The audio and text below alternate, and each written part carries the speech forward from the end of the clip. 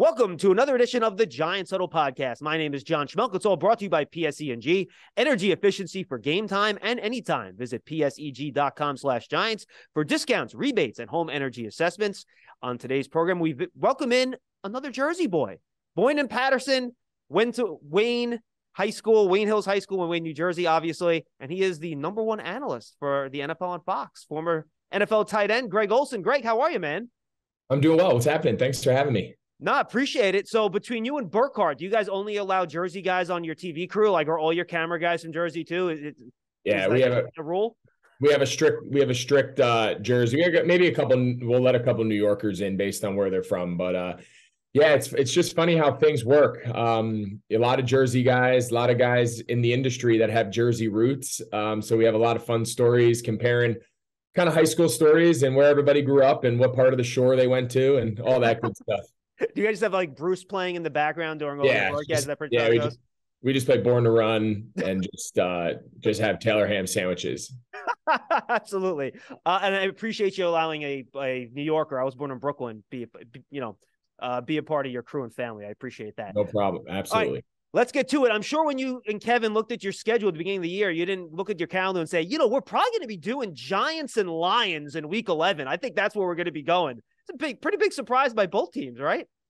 It is. I was hoping, I have so many friends still, some high school buddies and whatnot that are up in the Jersey area. And they always text me like, when are you going to come to a Giants game? And before the year, I was like, man, it's a great market. I'm sure Fox would love to have them, on our platform and us calling the games. Just, we got to get them to win some games. So here they are, right? 7-2, playing really well. Daboll's probably coach of the year. I don't care how things go. The fact that they're 7-2, have a chance here to be 8-2 this week, is probably faster than anybody imagined this quote unquote turnaround or rebuild would take. So hats off to them. It's cool to come back to Jersey. MetLife, obviously, I grew up 30 minutes down the road from it. So I'm excited to do this game. We had the Lions a couple weeks ago. They're actually a really fun team to watch. I know their record. They're like the exact opposite of the Giants. They play all close games, but they had lost them all prior to I guess the last 2 weeks. And then the Giants, on the other hand, they win all the close games. So it's I think it's going to be a fun game. Yeah, I think it will too. What is it you like about what the Giants are doing that's got them to 7-2? I think the biggest thing that coach has done, what Coach Daboll has done, is he has made no mistake about what their formula for success is, specifically offensively, right? And I just think it's such a testament to his coaching ability that he could come from Buffalo for 4 years as the OC with Josh Allen and throw the ball and really spin it around the park and all that, and then be able to come here to New York and very quickly assess the situation, the strengths of the team, the run blocking, obviously Saquon's health, Daniel Jones's ability to, he surprises everybody every year with how productive he is with his legs. And then he's very good in play action. So it all he learned really quickly, what that formula was for them.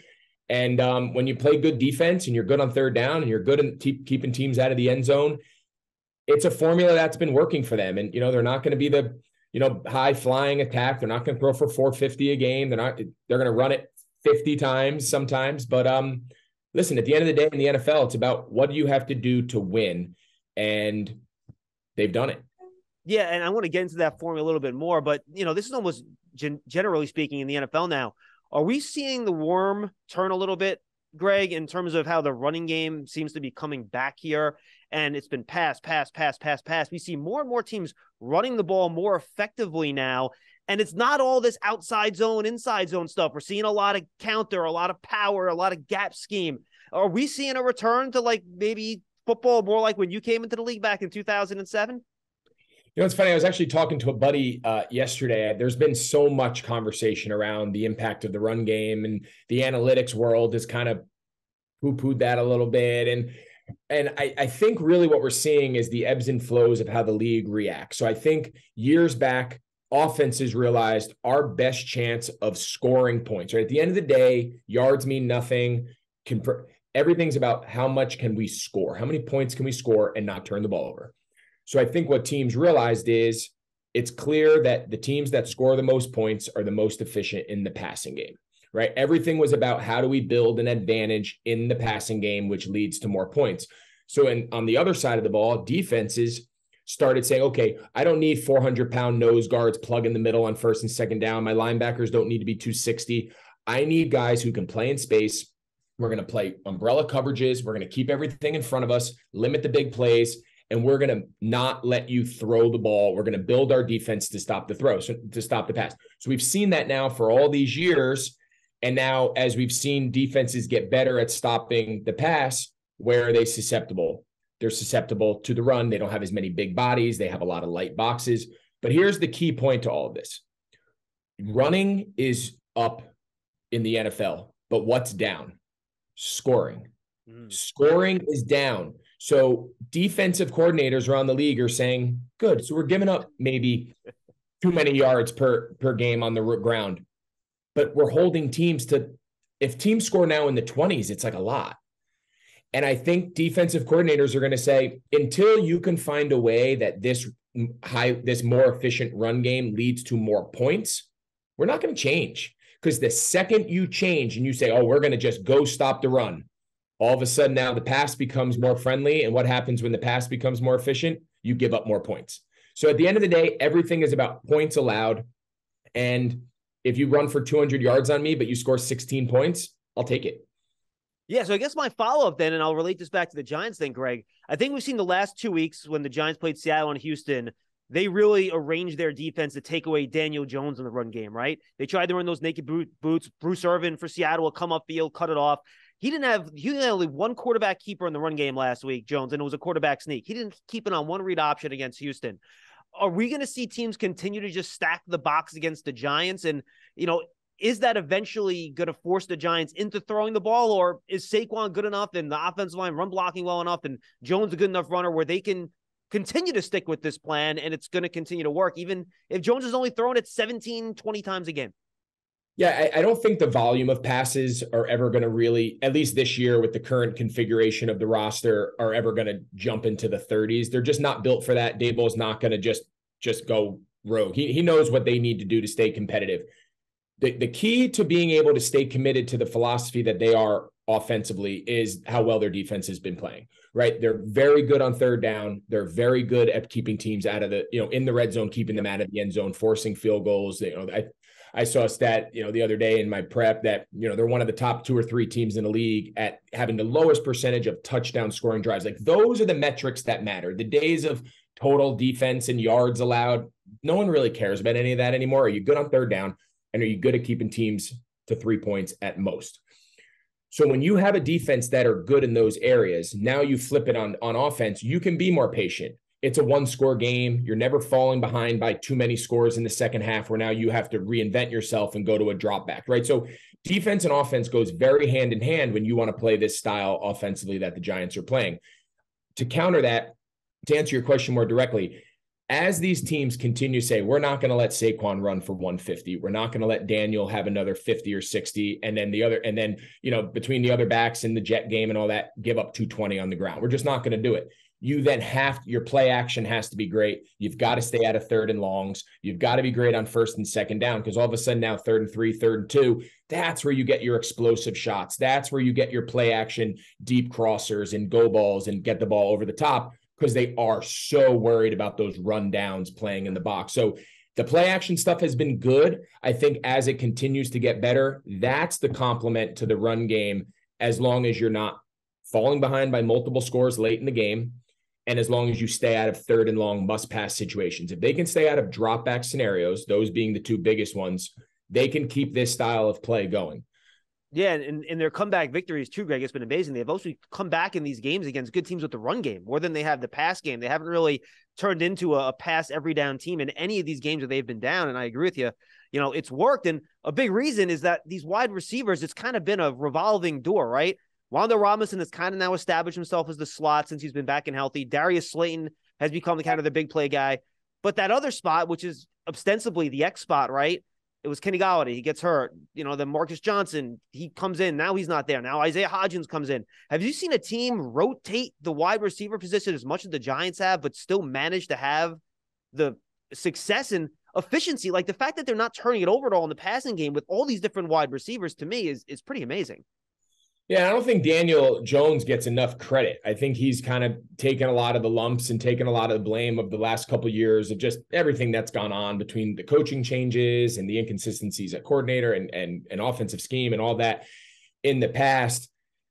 But to be honest, they're doing a lot.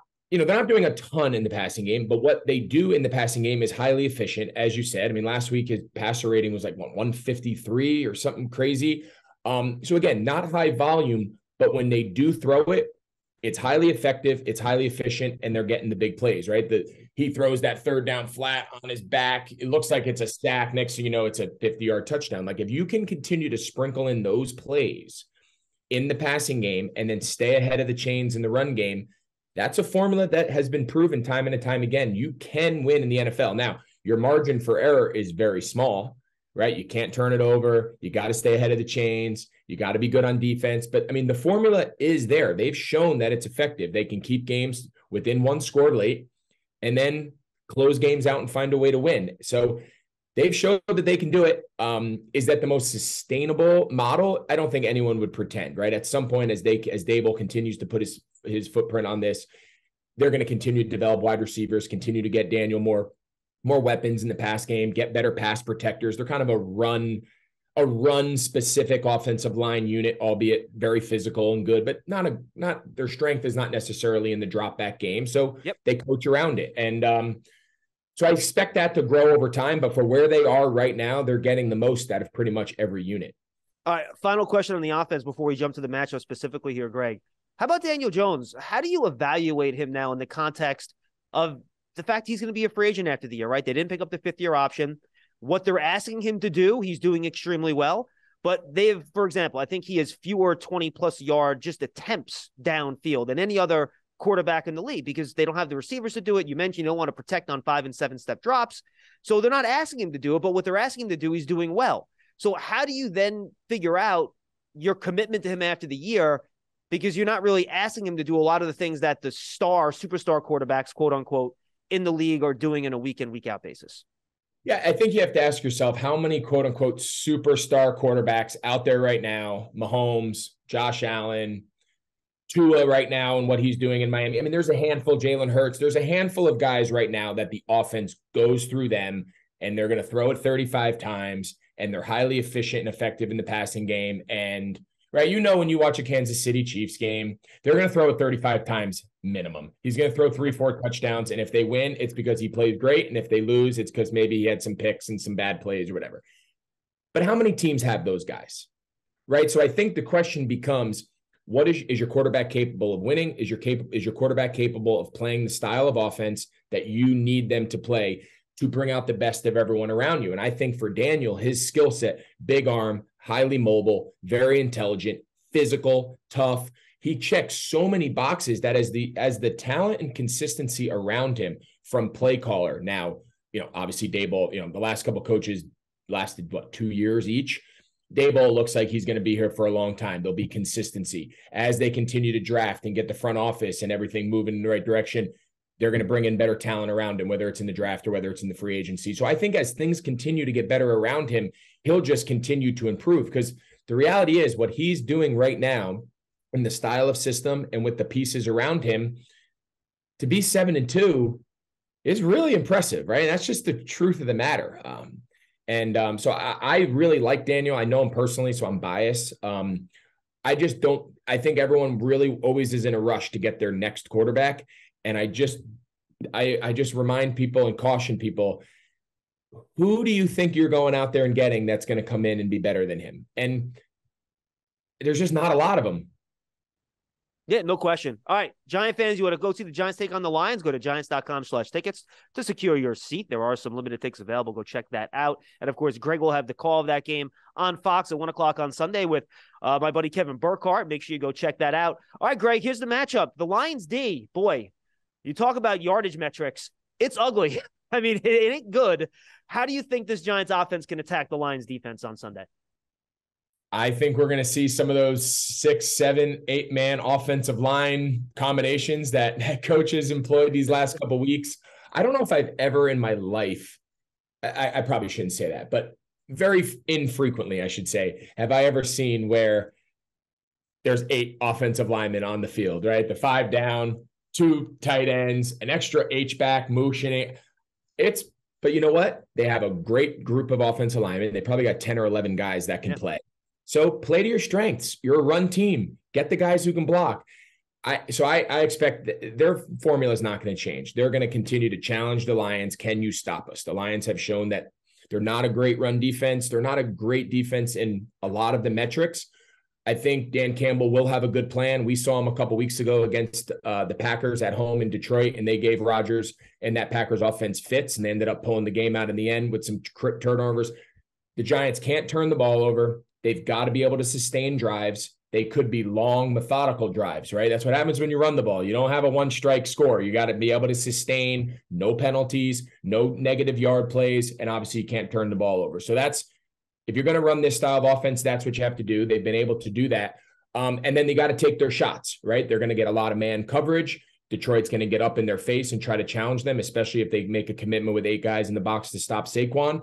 And when it's time to hit those shots, you got to hit them. You can't have near misses. You can't have a wide open crossing route on a play action and drop it or miss it or underthrow it. Like, you've got to hit your chances when you get them, because they will. A team coming in to play the Giants is going to be committed to saying, hey, make them pass it to beat us. And I think Daniel's capable of doing it, but when they get their chances, they got to hit them against a defense that all in all over the course of the year obviously has had some struggles. All right, Greg, let's flip it. I think if we told most more casual NFL fans that Jared Goff has the second most completions of 20-plus yards in the league this year behind only Patrick Mahomes, they'd fall over. They'd be like, huh? And then they don't do it in a normal way. They're not throwing a bunch of bombs down the field. So how are they creating all those explosives? And what do the Giants defense need to do to prevent them from happening on Sunday?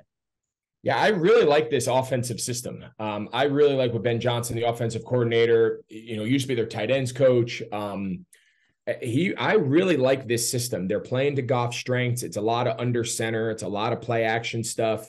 And they do a great job creating space and creating layers and depth into the defense. That's where, as you mentioned, that's where a lot of those 20-plus yard completions come from, is they get teams up in the box with their formations and some of their misdirection jets and whatnot. And then next thing you know, Amon-Ra St. Brown pops a deep crosser for 30 yards. And then it's Swift out of the backfield in the passing game is very good. Williams, the back, then kind of use him more, to kind of ground and pound. So they've got some pretty good weapons. Goff is playing well. Where everything starts with Detroit is their offensive line is very good.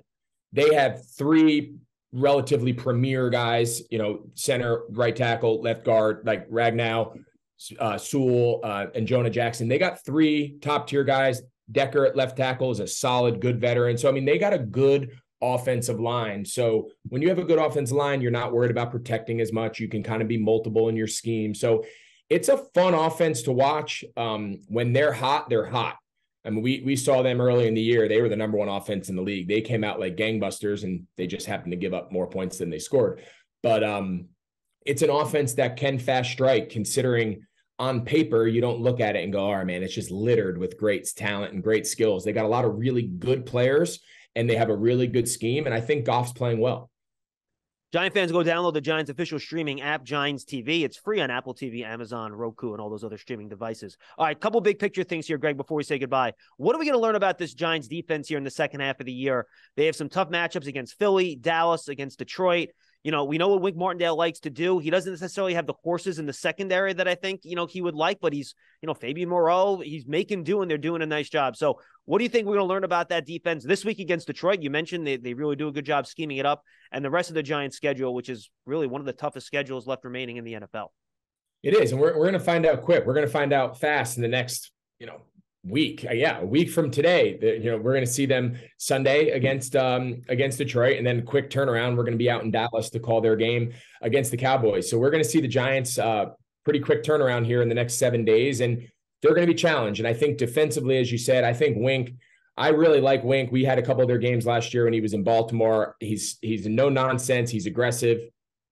You know exactly where he stands, and you get into third down, he's bringing it.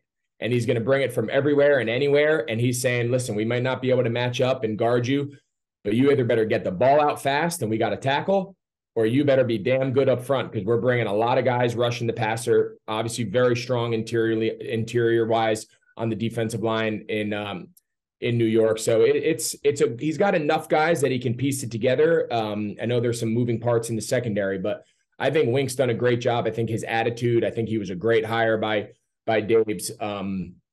But we're going to find out. You mentioned they're going to play some really good offenses, starting on Sunday, an offense that you can call it probably inconsistent, but when it's on, it's super effective. It's super explosive. So we'll find out on Sunday, and then definitely find out next week, a week from today, when they play on Thanksgiving against Dallas.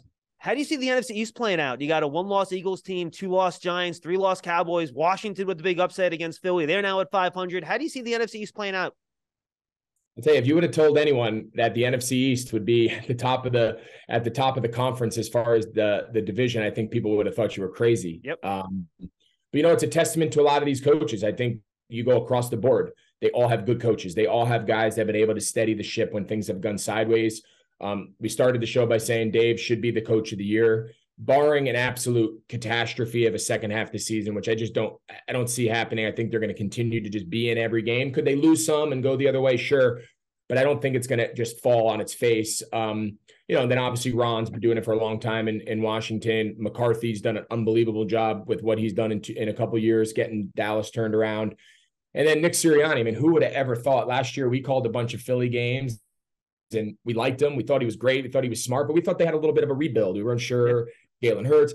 So you look across the board, it's a fun division. We're glad to finally start getting some of these other teams. We'll have Philly down the stretch. Obviously, we'll have the Giants a couple times. So we're excited to see the other two teams in the division. And I think right now it's really up for grabs because they're all going to play each other, which is the way the leagues, the schedule makers, let the division teams battle it out in the second half of the season and compete for those playoff spots. Yeah, 4 straight division games for the Giants after this Lions game. Final question, Greg. Is the NFC playoff picture as clear-cut as it looks to me? Tell me what I'm missing here. You got the 3 NFC East teams, right? You got the 2 teams out west in Seattle and San Francisco, which everyone likes. The Vikings are running away with the North. And I think we all feel pretty good that the Bucs are going to figure out a way to win the NFC South. Is there another team you think in the conference that can make a run to challenge for one of those, 7 playoff spots in the NFC? Or do you think those are the 7? Yeah, I think those are the 7 right now. If you're a betting man, I think you'd say, okay, in some form or fashion, whether Seattle wins the division and San Francisco is a wild card or vice versa, same thing in the NFC East, whoever wins it, and again, barring a complete catastrophe, likely that 3 NFC East teams can find their way in now with the extra wild card. So if there is a team, the South's obviously not going to get a wild card, so they'll get whoever just happens to come out on top. You'd probably bet on Tampa if you were just looking at it objectively. And then in the NFC North, which is really the only lasting piece, yes, Minnesota's running away with it. You can't see them losing it. Is it out of the realm of possibility if Green Bay wins tonight? They'd get to 500. They'd be 5-5, I think. Because I think they're 4-5 after last week's win. I believe so, yeah. Against Dallas. So they'd be give or take right around 500. Could you see them going on an Aaron Rodgers-esque second half run? It seemed unlikely 2 weeks ago, but as we all know in the NFL, man, things change fast. Whoever thought they were going to beat Dallas? We were there for that game. They win tonight against Tennessee. I don't know if you count out Aaron Rodgers. I know they're battered. I know they're hurt, banged up. I think if there is an 8th team, and again, I think this is a low probability, but they're on the page. If there is an 8th team to get those 7 spots, the 8th would probably be Green Bay, although unlikely in the given moment, but you never know. Find the Jersey boy, Greg Olsen, coming home with Kevin Burkhardt, 1:00 on Fox on Sunday, Giants and Lions. Go check it out. Greg, good stuff, man. We really appreciate it. Awesome work all year. Your crew is great. You guys do a great job calling these games. We enjoy watching you. Thanks so much, and we'll see you at the stadium on Sunday. All right, you got it. Thanks so much. Take care. That's Greg Olsen from Fox, their #1 analyst. We thank him for joining us on the Giants Huddle podcast. Make sure you go back, check out the latest Papa's Perspective. Bob Papa talks to Carl Banks about slowing down Barry Sanders and the Lions back in the early 90s, a game they played against them in 1990. So go check it out on the Giants Huddle podcast, which you can find on your favorite podcast platforms at giants.com/podcast and on the Giants mobile app. We thank everyone for joining us on this episode of the Giants Huddle podcast, all brought to you by PSEG. Energy efficiency for game time and anytime. Visit pseg.com/Giants for discounts, rebates, and home energy assessments. For Greg Olsen, I'm John Schmeelk. We'll see you next time on the Giants Huddle Podcast.